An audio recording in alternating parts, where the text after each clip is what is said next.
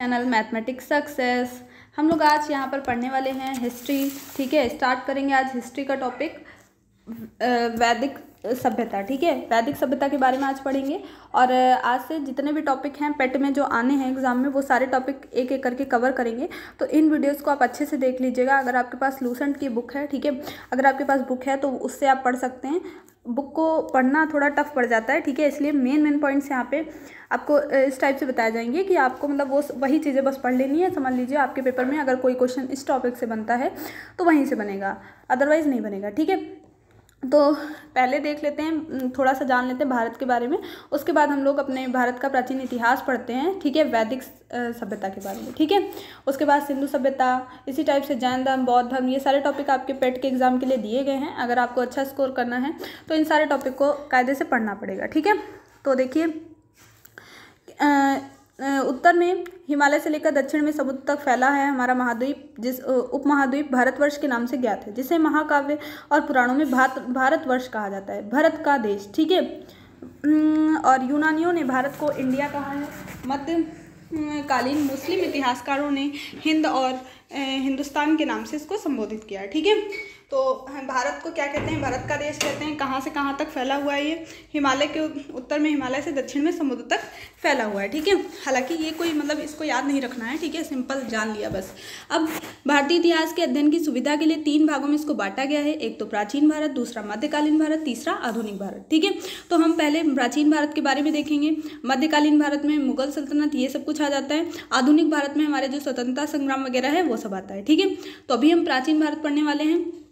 तो प्राचीन भारत के जो हमको जानकारी मिलती है, 4 स्रोत हैं। एक तो धर्म ग्रंथ है हमारे, ठीक है, दूसरा ऐतिहासिक ग्रंथ है, तीसरा जो विदेशी आए हमारे यहाँ उनसे हमको कुछ जानकारी मिलती है, चौथा है हमारा पुरातत्व संबंधी साक्ष्य। ठीक है, तो इन 4 तरीकों से हमको जानकारी मिलती है, धर्म ग्रंथ से, ऐतिहासिक ग्रंथों से, और या जो विदेशी आए उन्होंने कुछ लिखा इसके बारे में, ठीक है, उससे, या पुरातत्व संबंधी जो मतलब जैसे हड़प्पा सभ्यता खोदी गई, ठीक है, वहाँ से कुछ पता चला।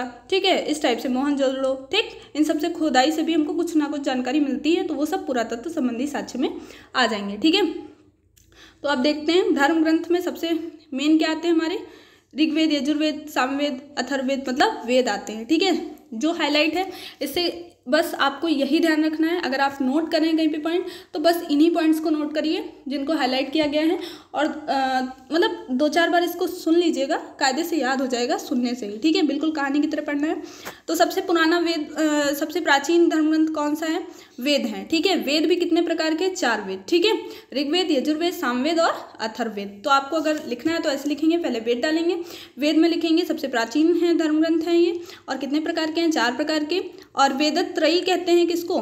3 वेदों को वेदत्रयी कहते हैं। ठीक है, और जो ये अथर्ववेद है ये सबसे लास्ट में आया। ठीक है, 4 वेदों को क्या कहते हैं? संहिता कहते हैं। ठीक है, 4 वेदों को संहिता कहते हैं और 3 वेदों को वेदत्रयी कहते हैं। ठीक है, तो ध्यान रखेंगे, 3 वेद तो वेदत्रयी, और अथर्ववेद को भी मिला लिया जाएगा तो इसको संहिता कह देंगे। ठीक, अब आते हैं आगे ऋग्वेद। ऋग्वेद के बारे में देखेंगे, फिर यजुर्वेद, सामवेद, अथर्ववेद। ठीक है, 4 वेदों के बारे में थोड़ा थोड़ा जानेंगे। ऋग्वेद क्या है? ऋचाओं के क्रमबद्ध ज्ञान के संग्रह को क्या कहते हैं? ऋग्वेद कहते हैं। इसमें ऋचाएं लिखी हुई हैं। ठीक है, ये आपसे पूछ सकता है कि कितनी ऋचाएं हैं इसमें, तो आप बताएंगे 10,462 ऋचाएं इसमें हैं। ठीक है, मंडल कितने हैं? तो 10 मंडल हैं।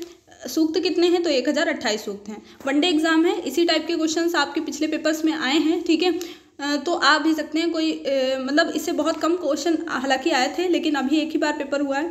इस बार लगभग 37 लाख के आसपास फॉर्म पड़े हैं, तो 2-3 दिन में पेपर कंप्लीट होगा। ठीक है, इसलिए थोड़े क्वेश्चन और बढ़ेंगे। ठीक है, एक बार एग्ज़ाम होने से उसके बारे में थोड़ा अंदाज़ा कम लगा सकते हैं। ठीक है, कि क्या पूछा जाएगा। अब हर बार थोड़ा थोड़ा ऐड होगा। ठीक है, इसलिए कुछ भी छोड़ना नहीं है, सब कुछ पढ़ते चलो। ठीक है, मंडल कितने हैं? 10 मंडल हैं। सूक्त कितने हैं? 1028 सूक्त हैं। ऋचाएं कितनी हैं? 10,462 ऋचाएं हैं। ठीक है, अब देखो इनको पढ़ने वाले ऋषियों को क्या कहते हैं? इनको होर्त कहते हैं। जो भी ऋग वेद की ऋचाओं को पढ़ेगा उसको क्या कहेंगे? होर्त कहेंगे। ठीक है, विश्वामित्र द्वारा रचित ऋग्वेद के 3रे मंडल में सूर्य देवता सावित्री को समर्पित गायत्री मंत्र है, जो ओम भूर्भुवः स्वः पढ़ते हैं।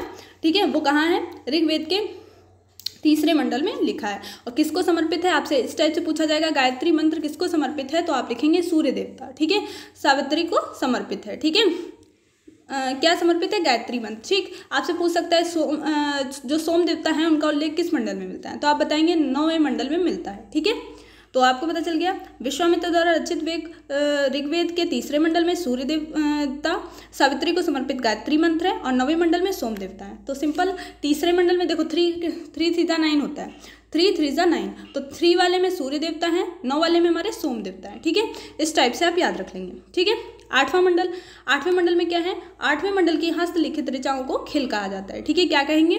जो हस्तलिखित है मतलब हाथ से के द्वारा लिखी गई ऋचाएं हैं उनको क्या कहेंगे?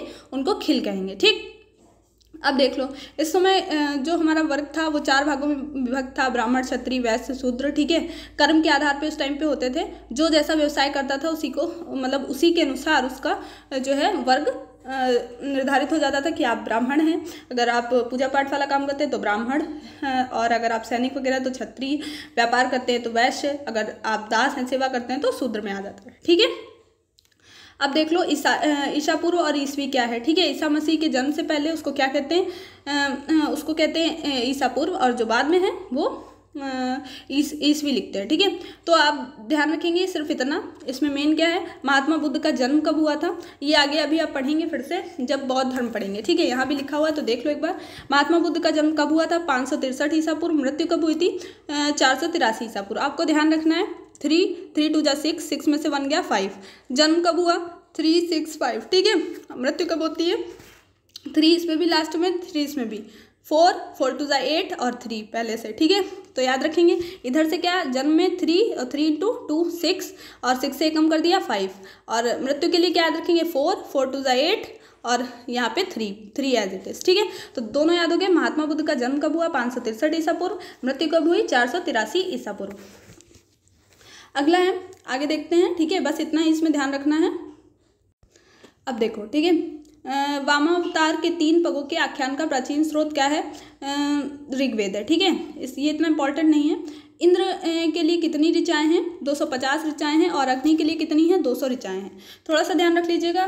ठीक है, बाकी ये पूछा जाता है कभी कभी कि इंद्र का उल्लेख कितनी बार किया गया है और अग्नि शब्द उल्लेख कितनी बार है, या ये पूछ लेगा कि किसका उल्लेख सबसे ज़्यादा बार है। ठीक है, इससे रिलेटेड जब क्वेश्चन करेंगे तो समझ में आ जाएगा किस टाइप के क्वेश्चन है। ठीक है, इस टॉपिक को पढ़ने के बाद इससे रिलेटेड क्वेश्चन ही करने हैं। ठीक है, सस्वर पाठन के लिए मंत्रों और बलि के समय अनुपालन के लिए नियमों का संकलन क्या है? यजुर्वेद कहलाता है। इसके पाठकर्ता को क्या कहते हैं? अध्वर्यु कहते हैं। अभी आपने देखा था ऋग्वेद को जब पढ़ रहे थे तो उसको होठ कह रहे थे, यजुर्वेद को पढ़ने वाले को क्या कहते हैं? अर्धवर्यु कहते हैं। ठीक है, आपको ये ध्यान रखना है, बहुत इंपॉर्टेंट है, ये पूछा जाता है। ठीक है, इधर भी देख लो, यहाँ पे लिखा था शायद, ये रहा होर्थ। ठीक है, ये देखो, जो ऋग्वेद को पढ़ेंगे उसको होर्थ कहेंगे, और जो यजुर्वेद को पढ़ेंगे उनको अर्धवर्यु कहेंगे। ठीक है, तो इसको ध्यान रखेंगे। और यह एक ऐसा गद्य है जो गद्य और पद्य दोनों में है। आपसे पूछेगा कौन सा गद्य ऐसा है जो गद्य और पद्य दोनों में है, तो आपको बताना है कि यजुर्वेद ऐसा वेद है जो गद्य और पद्य दोनों में है। ठीक है, फिर आता है हमारा सामवेद।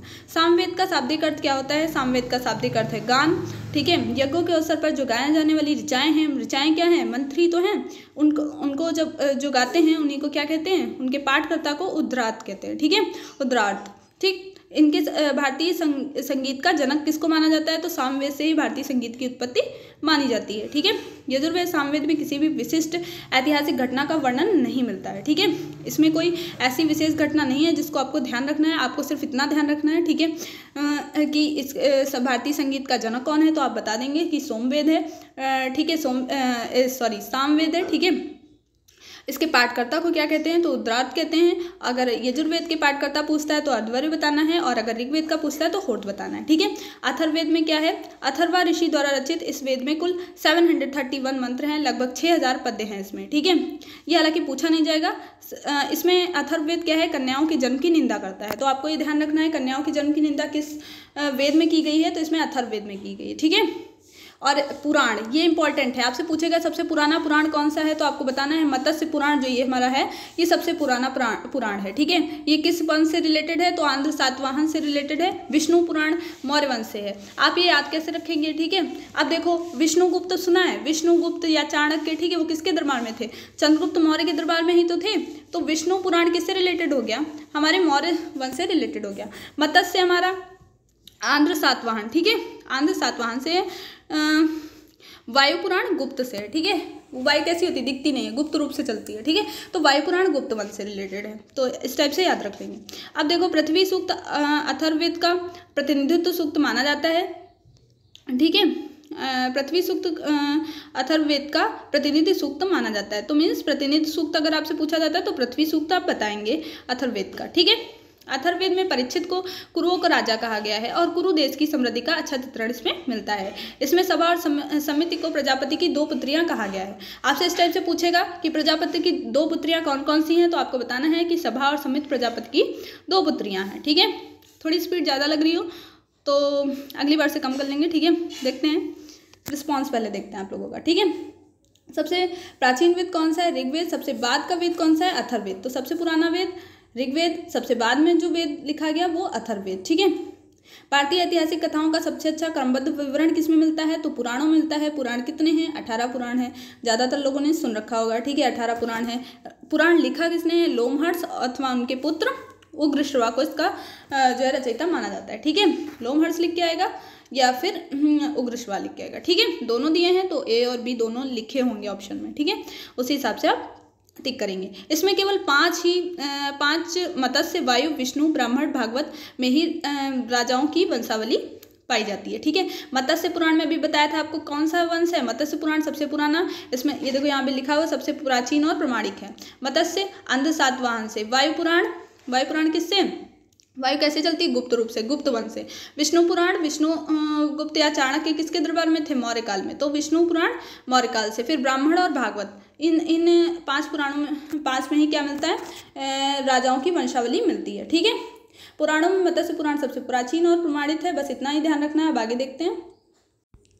स्त्री की सर्वाधिक गिरी हुई स्थिति किसमें मिलती है, मैत्रेयनी संहिता से प्राप्त होती है। इसमें जुआ और शराब की भांति स्त्री को पुरुष का तीसरा मुख्य दोष बताया गया है, ठीक है। तो स्त्री की सर्वाधिक गिरी हुई स्थिति किस संहिता में मिलती है, तो मैत्रेयी संहिता में आपको देखने को मिलती है, ठीक है। शतपथ ब्राह्मण, इस शतपथ ब्राह्मण में स्त्री को पुरुष का अर्धांगिनी कहा गया है, ठीक है। तो ये भी ध्यान रख लेंगे। स्मृति ग्रंथों में सबसे प्राचीन और प्रमाणित क्या है, ये पूछा जा सकता है, मनुस्मृति माना जाता है, ठीक है। शुंग काल का मानक ग्रंथ है शुंग काल का अच्छा राजा कौन था, शुंग काल की स्थापना किसने की बताएंगे आप लोग, ठीक है। शुंग काल का मानक ग्रंथ ही माना जाता है। नारद स्मृति गुप्त युग के विषय में जानकारी मिलती है, ठीक है। नारद स्मृति से गुप्त युग के विषय में जानकारी मिलती है। मनुस्मृति शुंग काल का मानक ग्रंथ है, ठीक है। तो समझ गए, ये पूछा नहीं जाएगा, सिर्फ इतना ही याद रखेंगे कि प्राचीन और प्रमाणिक कौन सा है स्मृति ग्रंथों में, तो मनुस्मृति है, ठीक है। फिर जातक में बुद्ध की पूर्व जन्म की कथाएं वर्णित है, ठीक है। हीनयान का प्रमुख ग्रंथ कौन सा है, कथावस्तु है। इसमें महात्मा बुद्ध का जीवन चरित्र अनेक कथानकों के साथ वर्णित है, ठीक है। फिर आता है जैन साहित्य को क्या कहा जाता है, जैन साहित्य को आगम साहित्य भी कहा जाता है, ठीक है। क्या कहा जाता है जैन साहित्य को, आगम। लिखा होगा जैन साहित्य का दूसरा नाम क्या है, तो आप बताएंगे आगम है। जैन धर्म का प्रारंभिक इतिहास कल्पसूत्र से ज्ञात होता है, ठीक है। जैन धर्म का प्रारंभिक इतिहास किससे मिलता है, तो हमको कल्पसूत्र से मिलता है। और अभी देखिए मनुस्मृति किस काल में है, तो शुंग काल में। और नारद स्मृति गुप्त युग के विषय में जानकारी देता है। जैन साहित्य को आगम कहते हैं। और जैन धर्म के प्रारंभिक इतिहास किससे ज्ञात होता है, कल्पसूत्र से ज्ञात होता है, ठीक है। अर्थशास्त्र के लेखक कौन है, चाणक्य हैं। 15 अधिकरणों और 180 प्रकरणों में विभाजित है ये। अब देखो कल्हण के द्वारा रची गई पुस्तक है रासतरंगिणी। ये बहुत पूछा जाता है कि रासतरंगिणी के रचयिता कौन है, तो आपको बताना है कि कल्हण जो है वो रासतरंगिणी के लेखक हैं। और इसके संबंध में कश्मीर के इतिहास से है, ठीक है। इसका संबंध किससे है, कश्मीर के इतिहास से। अरबों की सिंध विजय का वृत्तांत किससे मिलता है, तो अरबों की सिंध विजय का वृत्तांत हमको चचनामा से मिलता है। चचनामा के लेखक कौन है, अली अहमद है। ये पूछा नहीं जाएगा, आपसे सिर्फ यही पूछा जा सकता है कि अरबों की सिंध विजय का वृत्तांत किस ग्रंथ से या किस रचना से मिलता है, तो आपको बताना है कि अरबों की सिंध विजय का उल्लेख हमको चचनामा से मिलता है। कल्हड़ ने क्या लिखा है, रासतरंगिणी लिखी है। रासतरंगिणी से हमको किस चीज के संबंध में जानकारी मिलती है, तो हमको कश्मीर के इतिहास की जानकारी इससे मिलती है, ठीक है। तो ये ध्यान रखेंगे। अब अष्टाध्यायी क्या है, संस्कृत भाषा व्याकरण की पहली पुस्तक क्या है, पहली पुस्तक के लेखक कौन है, पाणिनि है, ठीक है। अष्टाध्यायी बहुत इंपॉर्टेंट है, ये पूछ लेते हैं कि किसने लिखी है, तो ये पाणिनि ने लिखी है, ठीक है। जो संस्कृत भाषा का व्याकरण है उसकी पहली पुस्तक यही है। जो टीचिंग एग्जाम से रिलेटेड आप लोग पढ़ते होंगे तो वो महेश्वर सूत्र वगैरह पढ़े होंगे, जिसने संस्कृत पढ़ी होगी, ठीक है। तो उसमें अष्टाध्यायी पाणिनि का बहुत ज़्यादा रोल रहा है, ठीक है। तो अब देखते हैं, मतलब इसी बुक से लिया गया है वो माहेश्वर सूत्र। अब देखिए पतंजलि पुष्यमित्र शुंग के पुरोहित थे, ये इंपॉर्टेंट है। पतंजलि वही हमारे चिकित्सक, ठीक है। पतंजलि किसके पुरोहित थे? तो पुष्यमित्र शुंग के। और महाभाष्य से शुंगों के इतिहास का पता चलता है। महाभाष्य पतंजलि की रचना है, इससे हमें शुंग वंश के बारे में पता चलता है, ठीक है। क्योंकि ये शुंग वंश के पुरोहित थे, इसलिए लिखेंगे तो उसी से रिलेटेड। तो महाभाष्य क्या है, किसकी रचना है? पतंजलि की। और उससे हमको क्या पता चलता है? शुंग वंश के बारे में जानकारी मिलती है, ठीक है। अब विदेशी यात्रियों के बारे में है, ठीक है। विदेशी यात्रियों के बारे में हम लोग कल देखेंगे। और अगर आपको ये सब समझ में आया है, ठीक है, तो प्लीज़ वीडियो को लाइक करेंगे, शेयर करेंगे सभी जगह, ठीक है। अगर कहीं भी कोई गलती हो गई है तो नीचे कमेंट बॉक्स है, ठीक है, आप वहाँ पे बता दीजिएगा, सुधार लेंगे, ठीक है। हालांकि हुई नहीं होगी लेकिन फिर भी, ठीक है। तो एक बार इसको फिर से देख लेते हैं, ठीक है। रिवीजन के तौर पे सबसे आपको क्या ध्यान रखना है? सबसे पुराना वेद ऋग्वेद है। कितने वेद हैं? 4 वेद है, ऋग्वेद, यजुर्वेद, सामवेद और अथर्ववेद। 3 वेद ऋग्वेद, यजुर्वेद, सामवेद को मिलाकर के वेदत्रयी कहते हैं। 4 वेदों को मिलाकर के संहिता कहते हैं, ठीक है। ऋचाओं के क्रमबद्ध जो ज्ञान है, ज्ञान के संग्रह को क्या कहते हैं हम लोग? ऋग्वेद कहते हैं, ठीक है। सब सुन लीजिए, पहले बता चुके हैं, ठीक है। एक बार रिमाइंड कर लीजिए, ठीक है। तो आपको बताया था कि तीसरे मंडल में क्या है? तीसरे मंडल में हमारा गायत्री को समर्पित सूर्यदेव को समर्पित गायत्री मंत्र है। और 9 में हमारा क्या है? सोम देवता है, ठीक है। 3 3 9, 3 में सूर्यदेव और 9 में सोमदेव, ठीक है। और फिर हमने आपको बताया था कि जो 8वें मंडल में हस्तलिखित ऋचा उनको खिल कहा जाता है। आपको बताया फिर महात्मा बुद्ध का जन्म कब हुआ था? 5, इधर पहले बताया था 3 3 2 6 6 से 1 कम कर दिया 5 ईसा पूर्व, फिर 4 2 8 और 3 ऐसे ही ये मृत्यु का है, ठीक है। यहाँ ईसा पूर्व है, ये ध्यान रखेंगे, ठीक है। ईसा पूर्व का मतलब ईसा मसीह के जन्म से पहले की बात, और उसके बाद की ईसा पूर्व, ठीक है। मतलब ईस्वी उसके बाद कहते हैं, ठीक है, समझ गया। फिर देखिए ऋग्वेद के जो पढ़ने वाले को क्या कहते हैं? होंठ कहते हैं। यजुर्वेद के पढ़ने वाले को अर्धवर्य कहते हैं। सामवेद के पढ़ने वाले को उद्धराता और अथर्ववेद को पढ़ने वाले को ब्रह्मा कहा जाता है, ठीक है। तो इतनी चीज़ें हो गई। कन्याओं के जन्म की निंदा किस में की गई है? तो अथर्ववेद में की गई है। सभा और समित प्रजापति की 2 पुत्रियां हैं, मानी गई हैं, ठीक है। परीक्षित को क्या कहा गया है? अथर्ववेद में कुरुओं का राजा कहा गया है। और जो पुराण है हमारे, कितने पुराण मिलते हैं? 18 पुराण मिलते हैं। सबसे पुराना पुराण हमारा मत्स्य पुराण है, जिसकी रचना किसने की? जिससे वंश कौन सा इससे रिलेटेड है? आंध्र सातवाहन है, ठीक है। विष्णु पुराण भी मिलता है। विष्णु पुराण मौर्य वंश से रिलेटेड है। वायु पुराण हमारा गुप्त वंश से रिलेटेड है। वायु कैसी रहती है? गुप्त रहती है, इसलिए गुप्त पुराण से विष्णुगुप्त या चाणक्य हमारे किसके दरबार में थे? चंद्रगुप्त मौर्य के दरबार में, मीन्स मौर्य वंश से रिलेटेड है वो, ठीक है। और जो पुराण मिलते हैं, ठीक है, पुराण के रचयिता किसको मानते हैं? लोमहर्षि या उनके पुत्र उग्रश्रवा को माना जाता है। इसमें से 5 में ही हमको क्या मिलता है? राजाओं की वंशावली मिलती है। सबसे पुरानी कौन सी स्मृति मानी जाती है? तो मनु स्मृति मानी जाती है। जैन धर्मों को क्या कहते हैं? तो आगम कहते हैं हम लोग, ठीक है। हीनयानों का प्रमुख ग्रंथ कौन सा है? तो ये हमारा कथा वस्तु है, ये देखिए लिखा हुआ है, ठीक है।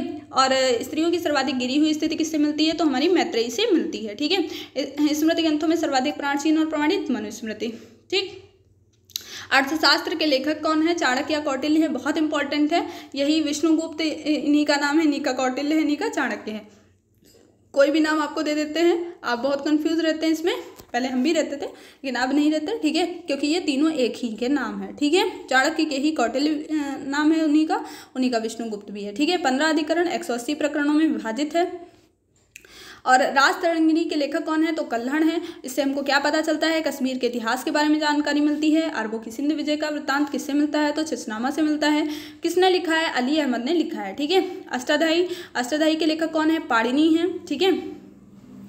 और पतंजलि किसके दरबार में रहते थे? तो पुष्यमित्र शुंग के पुरोहित थे। और इसमें महाभाष्य से शुंगों के इतिहास का पता चलता है, ठीक है, क्योंकि वो पुष्यमित्र शुंग के वंश में रहते थे, मीन शुंग वंश से रिलेटेड है, इसलिए शुंगों से रिलेटेड ही इतिहास भी लिखेंगे। तो महाभाष्य किससे रिलेटेड हो गया? शुंगों के इतिहास से। शुंग वंश किस टाइम था? पुष्यमित्र शुंग के दरबार में रहते थे पतंजलि, इसलिए उसी टाइम थे, ठीक है। किसके समकालीन थे ऐसे पूछ सकते हैं, लेकिन यही पूछेगा कि रचना किसकी है महाभाष्य, तो आपको बता देना है कि पतंजलि की है, ठीक है। तो उम्मीद करते हैं आपको सब कुछ समझ में आ गया होगा। तो वैदिक सभ्यता हमारी हल्की फुल्की कंप्लीट हो गई है, ठीक है। इससे 1-2 क्वेश्चन और जो भी रह गए होंगे तो वो अगले वीडियो में देख लिया जाएगा। और अगर वीडियो पसंद आए तो लाइक, शेयर एंड सब्सक्राइब। मिलते हैं नेक्स्ट वीडियो में। जय हिंद, जय भारत।